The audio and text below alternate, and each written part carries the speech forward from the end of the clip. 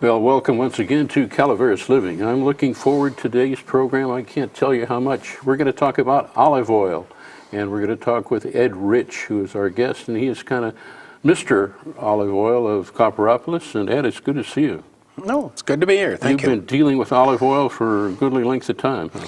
Well, I probably am the first person in Calaveras County to do olive oil, and in fact, in 1998, the Chamber of Commerce gave me an award for the most creative business, and I thanked them and said all I did was recreate a 5,000-year-old industry.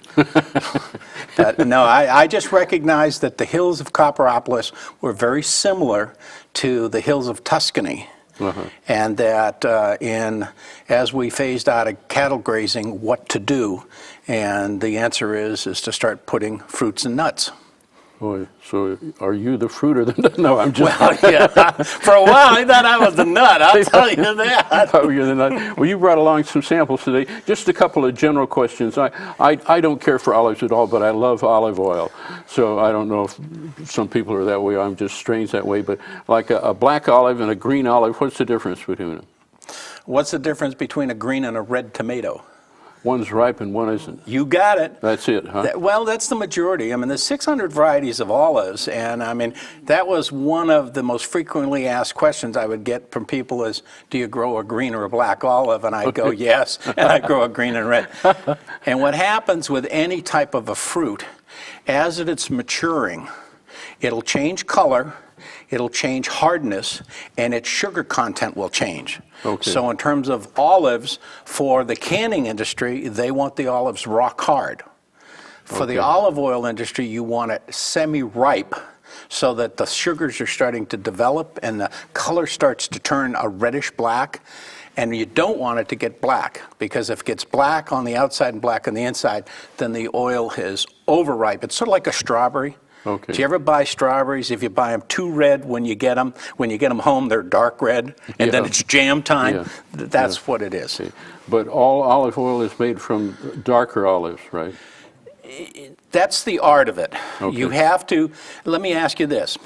If you were going to get the juice out of a peach off of a tree, would you pick the peach yellow, or would you pick it green? You'd pick it yellow because you want it to be sweet and you want the juice. That's the key thing with the olive oil. Thanks for answering that, by the way. Pardon me? Thanks for asking that. I don't even have to answer it. You asked me and you answered it. Well, you're my kind of guest. So, what I tell people is with olive oil, Americans have always viewed pourable oils as the same. They used to come in my store and go, I only cook with olive oil. And I'd go, I don't make cooking oil. I make fruit butter. Okay? Good. And as I told you, I treat it just like wine. What do you mean? Well, you go to the store and you see there's all kinds of wines. They're made from grapes, but they're made from different grapes, right? Sure. Because the grape controls the flavor by what variety it is. The same thing happens with olive oil. So if you notice, I have different bottles, I have different varieties. Yeah, the different lights and darkness too. Yeah, well, the fruit itself, see, oil has no flavor, no color, no aroma. Oil carries flavor, color, and aroma. So the pieces of fruit that it comes from is what is the color and the flavor. Now, it's also the nutrition. See, when you have just straight oil, there's no nutrition in oil. The nutrition is the pieces of fruit. You're eating the fruit in it. So simply put, though, olive oil is made from crushing olives? Right. That's a simple way. Now, you didn't ask me the $24 question. What is virgin olive oil? People love that. Well, I was going to, but I thought it was too personal. Go ahead and ask me. Well, especially extra virgin. There are very few of those left. Okay, let me what is the difference in those? Virgin means, very simply, pick it a fruit, wash it a fruit, squeeze it a fruit. Okay. You don't do anything other than pick it a fruit, wash it, and squeeze it. Now, that's the extra virgin? No, that's virgin. Virgin. If you see virgin on the label, that means it's eating grade. If you don't see the word virgin on a bottle of olive oil, it's been refined, it's processed, it's cooking oil. Difference between butter and lard, okay? Now, we hear all the time cold press. Yes, it's cold pressed, but it's not really cold pressed. What happens to oil if you get it cold? It congeals. It's room temperature. It can't apply heat. Why? Take any fruit, put it in a pan, turn on the heat, and what happens to it? It breaks down and it gets sugary, right? So you don't want that to happen. So you have to take the fruit off the tree, keep it cool, and I crush my fruit within 24 hours of harvest. It comes off the tree, the next morning at 6 o'clock, it's in a truck and it's going to the mill to be crushed, and by noon it's in a 55-gallon drum. Now in terms of that fresh olive oil, it's the pieces of fruit that are both the flavor and the nutrition. The key thing that I do is because pourable oils were viewed by the public as something you fry chickens with. No, olive oil is fresh fruit butter. Do you cook with butter? Yes, but you don't cook hot, do you? You can't get it hot because you burn it. Same thing with olive oil. Now, the key thing with olive oil, though, is like wine. If you're going to make a dish and you're going to have wine, you've heard the old thing, white wine and chicken, red wine and beef, right? Yeah. Well, what are they saying? They're saying, what flavor do you want to complement or go with your food? Same thing happens in olive oil. In front of you, you have 5 of the different varieties that I have, okay? Now, this first one is extra virgin. Now, what's the difference? It doesn't say that on there? Yep.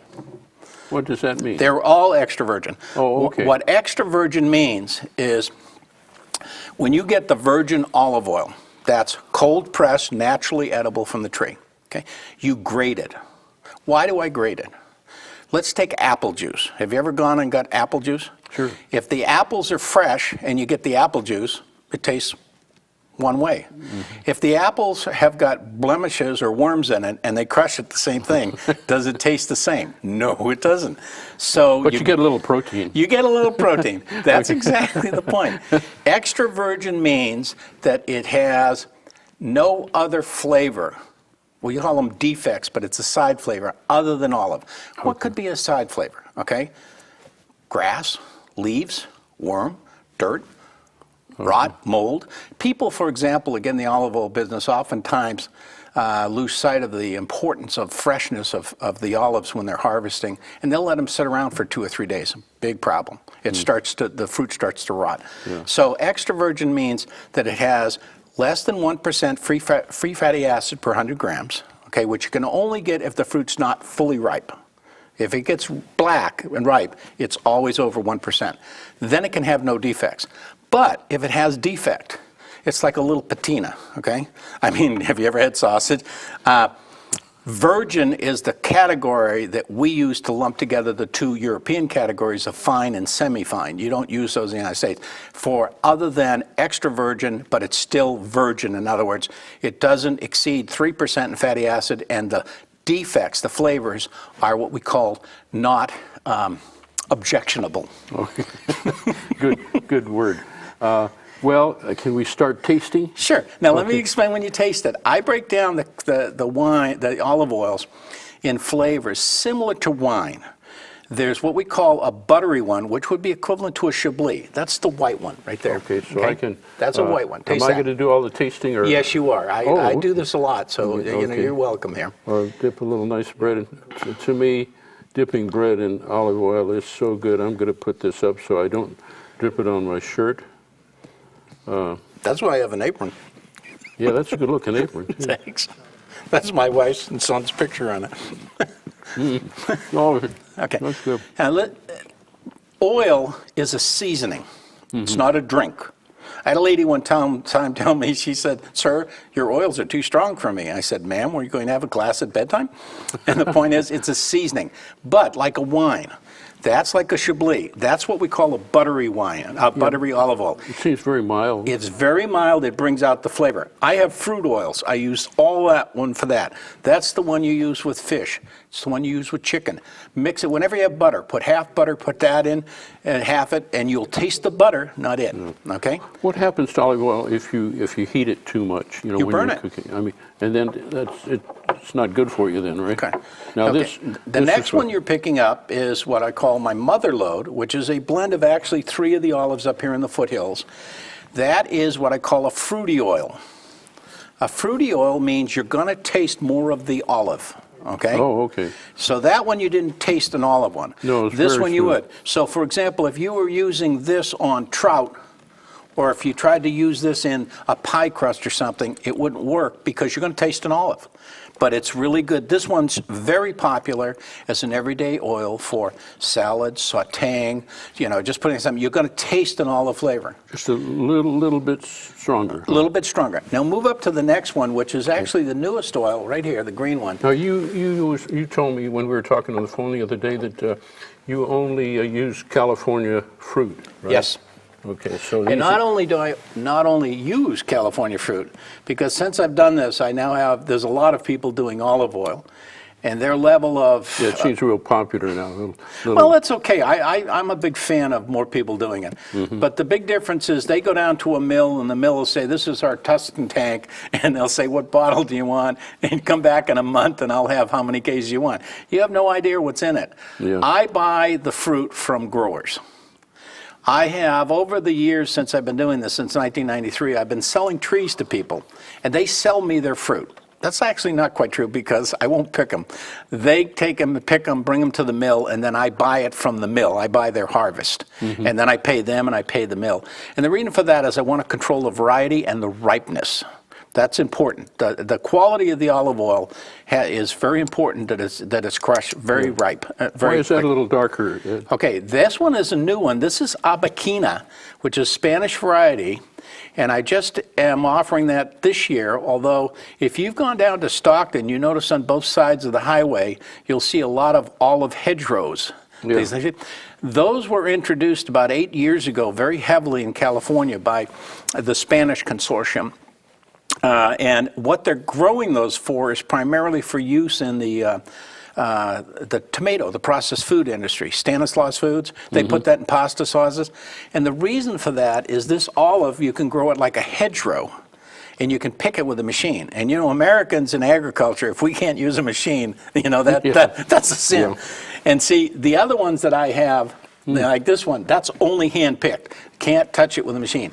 But it has a very nice fruity flavor, and you notice it tastes different than this one. Yes. But it's very different. But there's kind of subtle differences, though. They're subtle. Those are both mild. Now taste this one. This is manzanilla. This is probably the most common tree in the old orchards in Calaveras County. Manzanilla in Spanish means apple, and that's a stronger flavor, and it's a thicker oil. Mm-hmm. And that one, when I first make it, you'd swear you were eating a Granny Smith apple. It is just wonderful. Now, like this one, I highly recommend, because it is a little bit more of a viscous oil, that you pour that on like fresh potatoes. Anytime you have a roast, you put it on the roast, and then you cook it, and you put rosemary on it. It just is wonderful. I mean, it's just got a nice apple flavor to it. It really does. It does. Yeah. Now, see, those are what we call fruity. I'm going to add a flavor. Yeah. The third flavor category... Can you hand me that one? I sure can. This one is what we call grassy. This is a contrasting oil. This is like putting raspberries on chocolate. I went to Florence, Italy. Yeah, I went to Florence, Italy to bring these cuttings back in 1993. This is Frantoio and Licino. This is exclusively grown in Copperopolis, okay? And this is a green, pungent oil.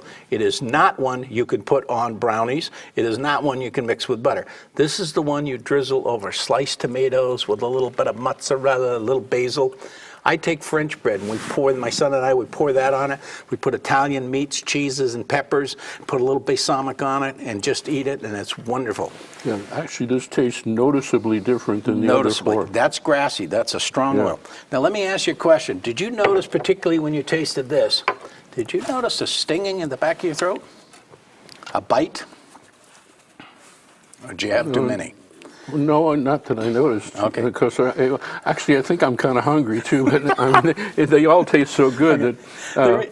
The reason I say that, one other thing that I've done differently, if you notice on the back of the bottles, I have a drop dead date. Oh, when I first started, I tried like wine and said I harvested this, but old olive oil isn't good. Oh, is that what's usual I put life? 2 years. 2 years. Okay, what happens in the first year, when you take very fresh oil, this was made in this December, okay? You're going to get what we call a sting at the back of your throat, which is the pepper. Oh. And at first, that scared the heck out of the Americans. They weren't used to it. Well, I noticed the taste had a little peppery, but I didn't get anything That down is there. the tannin. Okay. Now, the tannin, all oils have tannin, but they die at different times because the fruit will deteriorate. Mostly they drop off within 6 to 12 months. That one will hang in at least 12 months. So if you get a pepper, the oil is less than a year old. If it's more than a year old, the pepper goes off and you've usually lost about 50% of your flavor. So at the end of 2 years, like I just went through this grocery stores where I sell it, and I take any oil that was dated 13, December 31st, and I take them off the shelf. I don't know if anybody else does that, but the oil is no longer distinctive. And so if it's not distinctive, I don't want my name on it. So Do most commercial ones that are sold have an expiration date? they all do. All my oils. No. I mean others, not your The company. large ones did not for years because I remember some of the bigger producers, when I'd go to olive oil councils, I was very involved in olive oil politics when I first started this. And I was actually the trade representative to Portugal for the U.S. in 2002. But the big users didn't do it because they said it would confuse the public. I could never figure out how the public could not be confused with a date on a beer can, but they'd get confused with a date on olive oil. But no, Too much for them to handle. yeah, and see, extra virgin olive oil really in the grocery stores is in the wrong place. You get down the oil aisle, and there's olive oil, there's peanut oil, they're all mixed together, and the mystery stuff's on the bottom, there's the lard and the mystery sticks.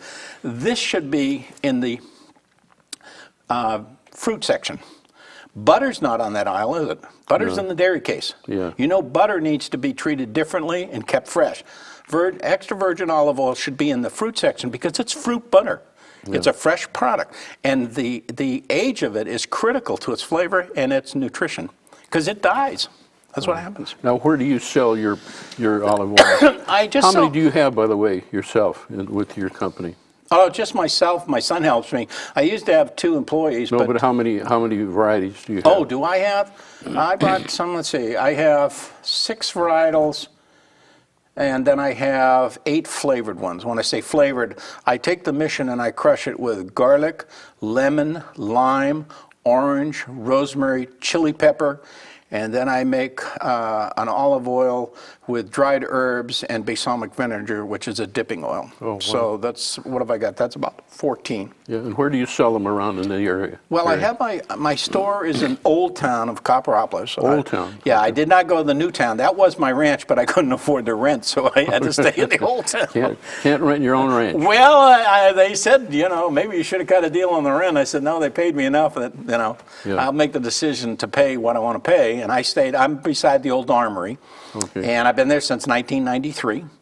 And I also sell locally in Treats Market, Senders Market, Angels Market, Sierra Hills, and Big Trees, and then in Twain Harte. Okay. And I only do that because once a month I go to the stores and put it out and see. This is really kind of a retirement business for me. You didn't want to go broader, to big cities or nationwide? I'm retired. I'm actually at the point, I do 2 or 3 shows a year, like I do 4th of July and what's the one in September?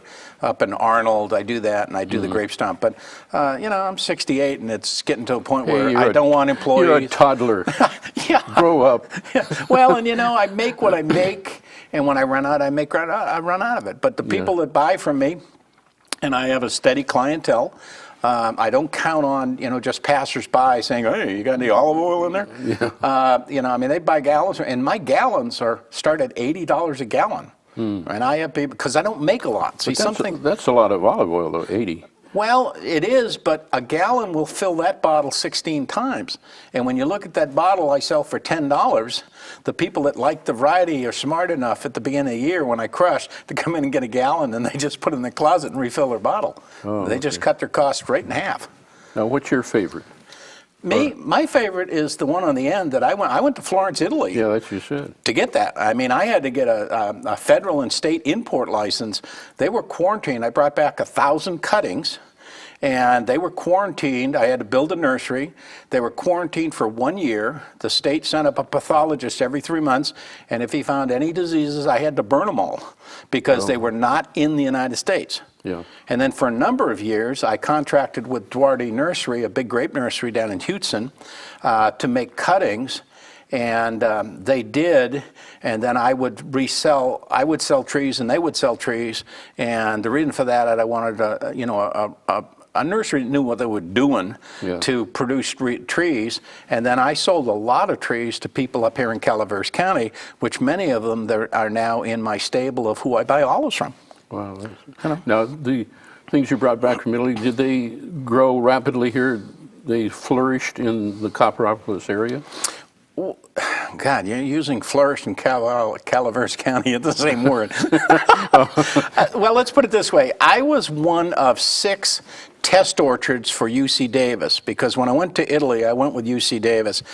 And so I planted 1,000 trees of the varieties I brought back. Then they gave me 10 trees along with each test orchard from different countries to see how they grew. And every year I would give them measurements, and I would send them a kilo of the olives, and they wanted to check them in terms of how they grew. The Spanish trees flourished up here. The Greek trees flourished up here. Okay, the Italian trees flourished up here. The French trees, I think I had to sing to them or something. I couldn't get those suckers did not move. No matter, I did everything the same to every tree, but the French varieties did not like Calaveras County. I wonder why that is. I think it's because I didn't sing to them. I don't know. I don't know. Did you sing to the others? No, I didn't. I mean, the other ones just, I mean, the Greek Kalamata just loved it up here. Yeah. And that's a tree that grows, you know, that olives, I just love Kalamata olives, but it just grows really well up here. But the French ones, you know, Picheline and Agandou and some of those, Boutillon, I couldn't get them to grow at all. Yeah. They just didn't like it. How did you first get interested in this, and what interested you in olive oil? Well, as I told you, I bought part of the Flowers Ranch in a land transaction, and I did a study, what do you do when suddenly you have 250 acres? And so I hired an agronomist, and I said, well, I think I want to grow apples or grapes. He said, why do you want to grow apples? I said, well, I'm from the East Coast, and everybody grows apples on the East Coast. So he did it. And then I remember I got the study back, and they were recommending I planted grapes. But the problem was, if I spent $10 million and planted 200 acres of grapes, I'd make $10,000 a year. And I said, I don't want to do that. So I went to the UC Davis, and the professor there looked at my study, and he said, do you ever think of growing olives? I said, no. I said, why? He said, do you know what boron is? I said, is it what you wash your hands with? He said, no. He said, well, your soil has so much boron in it, it will kill a redwood tree. It will kill anything except basically an olive tree. And I said, he said, I happen to be going on a study group with a whole bunch of vintners to Italy. And he said, we got an extra seat. Do you want to come? And I said, okay. And I mean, I went with some heavies. I mean, I went with some really big time wineries. And I was so impressed. I bought 1,000 trees, and I said, I'm going to do the damn thing. Yeah. How old do they have to be till they start producing? Well, the olive tree is a tree that will live 1,000 years. It is considered a juvenile until it's 20 years old. Now, I bought dwarf varieties because when I did my homework on the old orchards, particularly in Burson and Valley Springs, you'll see there's 30 to 36 trees per acre. Well, the problem in America is you can't pick trees like that anymore. You can't, you know, get up on ladders. Yeah. So I bought dwarf trees, so I had 60 trees per acre. Now that differs from those hedgerows that I mentioned earlier where there's 360 per acre. Oh. But I did 60 per acre, and being dwarf trees, they would stop at 18 feet, which is high enough that we could, and how we picked them is we used bamboo poles. We put nets under them and then knock them off with bamboo tools and then clean them. And but they would start producing, you'd get a little bit in the 3rd or 4th year, but they don't really reach maturity until about 20 years. They're require a lot of water or not? No. No. Actually, the beauty of the olive tree, and I'm thinking of it with the current drought, because I don't envy my friends in the wine industry at all, is that the olive tree is really a desert tree. The easiest way to kill an olive tree is to water it too much. Too much. It has very shallow roots. Once you get it established when they're little, you've got to get established. You can dry farm them. My orchard, when I sold it to the developer down in Copperopolis, he moved it in the back, and right after the deal closed, he stopped watering them. Now, half of them died, but half of them didn't. So they haven't been watered in 9 years. We're still producing. They're still, now they don't produce as much. It's like Yeah. anything. If you produce it, if you water it, if you fertilize it, you're going to get more constant production. But the olive tree is unbelievably hardy, just unbelievably hardy. Wow. Yeah. Well, I got to thank you. Those are just delicious. I don't know if my palate is, what should we say? Refined. Is that a word? I use that all the time. You're using refined right here in this area. I like flourish. But is educated enough to, if I took a piece of warm bread and doing them side by side helped me to see the difference. But we normally buy extra virgin. Well, see, people will say that. One thing I'd like to suggest to you is when people say, I only buy extra virgin, I said, that means you only buy pasteurized milk. The point is, extra virgin is the great, okay? Yeah. What you need to know is, do you want a Zinfandel, a Cabernet, or a Chablis? You got to know the variety it's from. If you see an oil that doesn't tell you the variety, then it usually is an amalgam, where they bring it together. Mix, I mean, the reason my labels say 100% California fruit, I will not buy oil from mills if I do not know where the olives came from. Well, because, and it's not that it's bad oil. I mean, I used to get offered, tank cars of olive oil for $15 a gallon from Tunisia and all kinds of places. Yeah. And it's not bad oil, but I'm not servicing Safeway. I don't have that level of demand. Yeah. What I'm trying to do is foster an industry in California. I think our hills, when I was starting to do my up here in Copperopolis, and I got that land, I put my finger on a globe and I spun it slowly. And it went through Florence, Italy. Have you been to Florence, Italy? No. Florence is good. Yes. Okay. Same latitude and longitude. So when you look at that, I said, well, I'm going to do what those people do. And if you go over there, their food is just outstanding. And the Frontoio Licino is renowned, is considered to be one of the finest olive oils in the world.